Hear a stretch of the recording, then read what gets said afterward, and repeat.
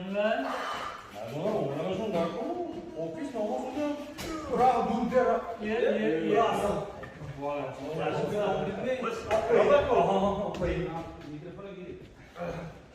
Olha, Kan ik